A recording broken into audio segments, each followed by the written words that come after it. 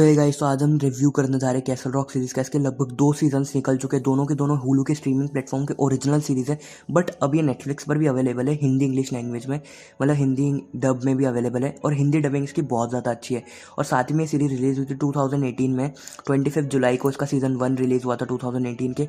और दोनों ही सीजन में लगभग 10 एपिसोड्स है। और ये anthology horror psychological drama thriller series है। तो एंथोलॉजी का सिस्टम अगर आपको नहीं पता तो मैं बता दूं कि सीज़न 1 में इसकी पूरी स्टोरी को एंड कर दिया जाएगा और सीज़न 2 से एक नई स्टोरी स्टार्ट हो जाएगी।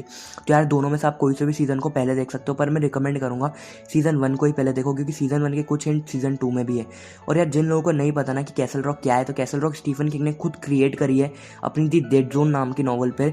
ये एक फ्रिक्शनल टाउन है जो क्रिएट हुआ था 1979 की द डेड जोन नॉवल पे।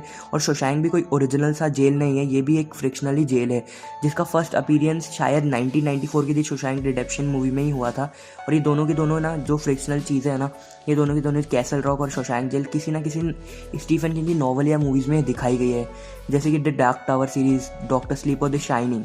सर इस सीरीज़ को जिन्होंने क्रिएट करा ना, उनका नाम है सॉ शॉ और डस्टिन थॉमसन। इन दोनों ने मिलकर इस शो को क्रिएट करा है। और साथ ही में इसके एक्सक्लूसिव प्रोड्यूसर्स है स्टीफन किंग और जे अब्राहम्स। अब आप सभी को स्टार वॉर्स की याद आ ही गई होगी। और इस सीरीज़ की ना कास्टिंग भी बहुत ज़्यादा तगड़ी है, जहाँ पे बिल स्कार्सगार्ड इस सीरीज़ में 27 साल बाद दिखेंगे, पेनीवाइज बन के नहीं दिखेंगे। हाँ, बिल स्कार्सगार्ड भी आपको इस सीरीज़ के अंदर दिखाई देंगे, जिनकी परफॉर्मेंस सच में बहुत ज़्यादा अच्छी थी। एंड्री हॉलैंड, मेलेनी लिस्की, इन सभी की परफॉर्मेंस ना इसमें बहुत ज़्यादा अच्छी थी। और सबसे बेस्ट परफॉर्मेंस मुझे ना यहाँ पे सिसी स्पेसिक की लगी, और स्कॉट ग्लेन, इन दोनों की परफॉर्मेंस ना सीरीज़ के अंदर सबसे ज़्यादा अच्छी थी।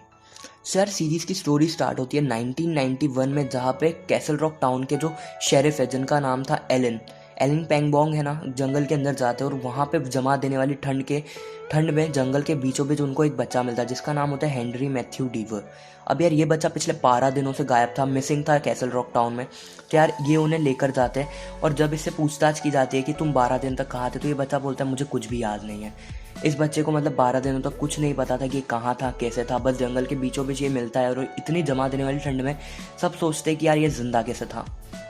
तो यार यहाँ से कहानी 27 साल बाद प्रेजेंट में आ जाती है, और यहाँ का ईयर है अब 2018 का। तो यार यहाँ पे हमें दिखाया जाता है शॉशैंक नाम का जेल। यहाँ का जो प्रीवियस वार्डन था ना, वो अब सुसाइड करके मर चुका है। तो यहाँ पे एक नई वार्डन आ जाती है, और वहाँ जेल के अंदर एक ऐसे भी कैदियों को रखने की जगह है जो कई सालों से बंद है। एक ऐसा भी कोना है जो जहाँ पे कैदियों को रखा जाता है, यार वो एरिया ना कई सालों से बंद है। तो नई वार्डन शेरिफ्स को ऑर्डर देती है कि जाओ और उस कोने को खोल दो। तो यार वो कोना बहुत ही ज़्यादा पुराना रहता है और बहुत सालों से बंद रहता है। तो यार उसका जब वो लोग वाटर टैंकर खोलते हैं ना, तो उसके अंदर ना उनको एक लड़का मिलता है। अब यार वो लोग भी घबरा जाते हैं, यार ये लड़का यहाँ कैसे जिंदा कैसे था और क्या कर क्या रहा है यहाँ पे। तो यार उससे जब बाहर निकाला जाता है ना, तो उससे पूछताछ की जाती है कि तुम कौन और कहाँ से आए हो। तो वो बंदा कुछ भी नहीं बोलता है, वो बंदा बस चुपचाप रहता है। और जब उससे पूछा जाता है कि तुम्हारा नाम क्या है, तो यार वो नाम बताता है हेनरी मैथ्यू डीवर।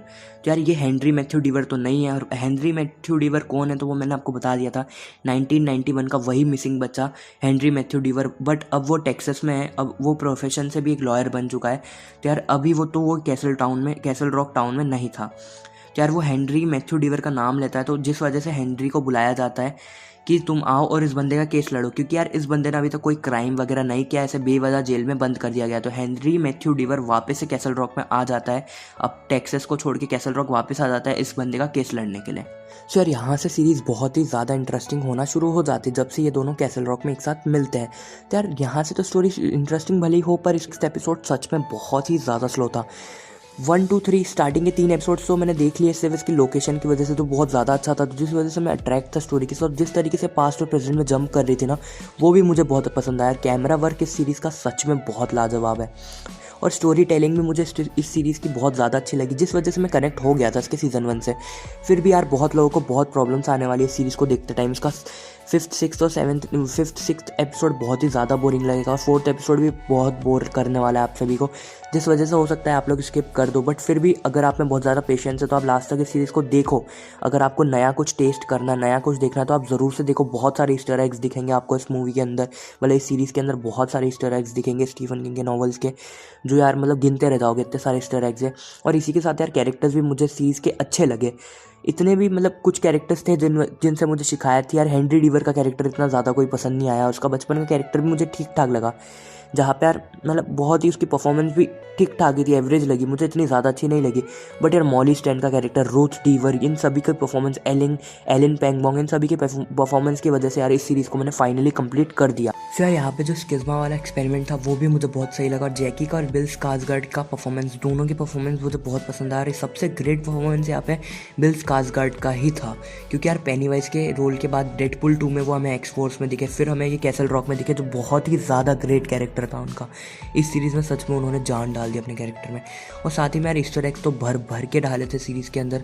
और यार अगर आप कंफ्यूज हो गए, एक दो एपिसोड अगर आपको पसंद नहीं आए, तो यार ओपनिंग क्रेडिट सीन में जो प्रीवियस सीन्स दिखाए गए पिछले एपिसोड्स के, वो भी आपको मतलब उससे आप थोड़े बहुत एपिसोड को समझ जाओगे। तो यार वो सिस्टम भी मुझे बहुत ही ज़्यादा पसंद आया। और यार मुझे बहुत कुछ नया तो नहीं, पर हाँ स्टोरी बहुत अच्छी लगी, कैमरा वर्क भी, सब कुछ मतलब लोकेशन वगैरह अच्छा था, जिस वजह से सीरीज़ में इंटरेस्ट मेरा बना रहा। तो यार मैं इस सीरीज़ को रेटिंग दूंगा 7.5 आउट ऑफ 10 की। और आप भी जाओ यार इस सीरीज़ को देखो, अगर आपको देखने की इच्छा है तो। पहले ही मैंने आपको बता दिया कि स्लो है, बट फिर भी इंटरेस्टिंग लग सकती है आपको। इसका जो मतलब सेकेंड हाफ है वो थोड़ा बहुत इंटरेस्टिंग बन जाता है, बट फिर भी आप स्किप भी कर सकते हो, आपके ऊपर डिपेंड करता है। तो यार मैंने तो इस सीरीज़ को मैंने तो बहुत ही ज़्यादा इन्जॉय करा, इसके सेकंड हाफ से तो बहुत ही ज़्यादा इन्जॉय करा। मुझे सिर्फ शिकायत तो सिक्स्थ एपिसोड में और फिफ्थ एपिसोड में ही थी, बाकी सारे एपिसोड बहुत ज़्यादा अच्छे लगे। तो यार अगर आपको ये वीडियो अच्छा लगा हो ना, तो प्लीज़ चैनल को सब्सक्राइब कर दो और बेल आइकन को भी प्रेस कर दो प्लीज़।